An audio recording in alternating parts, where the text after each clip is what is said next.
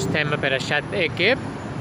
La paraula Ekeb en hebreu té diferents significats, però un de rellevant en el moment històric que ens trobem ara és el de taló.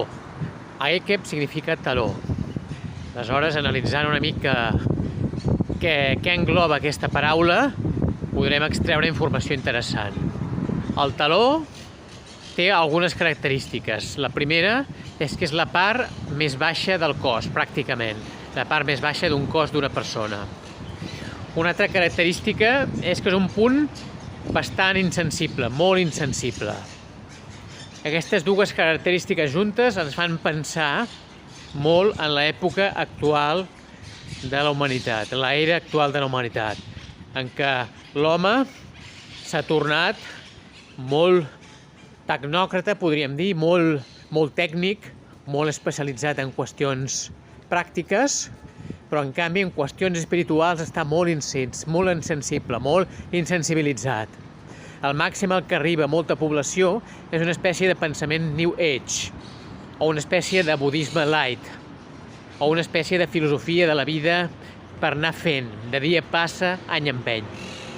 Però no es profunditza moltes vegades en el que és l'essència de la vida, en buscar els perquès de la vida. No ja el com, que el com ens el dona la ciència, i la ciència està molt desenvolupada en aquest sentit, la ciència i la tècnica està molt desenvolupada, i això, com he dit, és el com funcionen les coses, però en canvi l'essència de les coses, cercar l'essència, cercar el fonament, cercar la base, cercar l'origen de les coses, l'origen real, l'origen autèntic, l'origen últim, això a la gent pràcticament, i de manera pràcticament inexplicable, és que ni li interessa a moltes persones. No li interessa quan fan qüestions existencials, qüestions que fonamenten la vida d'una persona. Per què estem aquí? Per què vivim? Per què hem de progressar? Per quin és l'objectiu de la vida? Quin sentit té? Totes aquestes qüestions, en la generació actual, estan com bandejades. Hi ha molta banalitat a la vida actual, molta banalitat. I això està encapsulat per la idea de que el taló és insensible i que el taló és el punt més baix des del punt de vista espiritual, ètic i d'objectius reals de la vida, objectius últims i autèntics i veritables. I això es contrasta molt, evidentment, amb el que planteja el trajecte històric marcat pel judaïsme, que hi ha 3 etapes fonamentals. Hi ha una etapa de caos, que és des d'Adam fins a Abraham.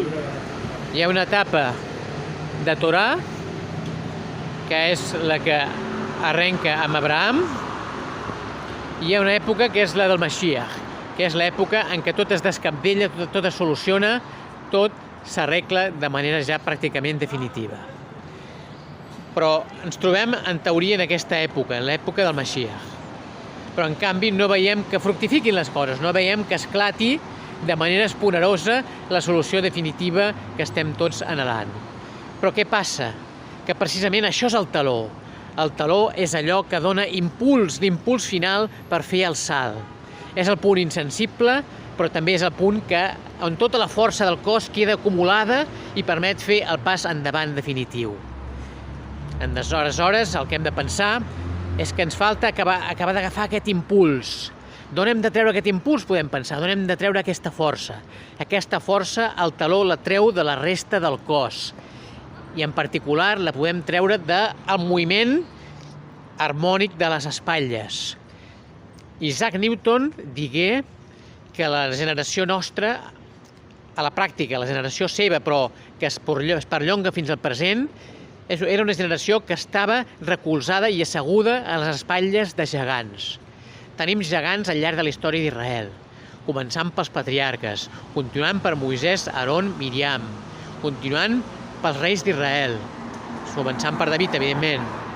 Tenim els savis, l'època dels savis, tenim els Rishonim, tenim el desenvolupament més recent de Torà de savis contemporanis. Per tant, ens recolzem en les espatlles de gegants.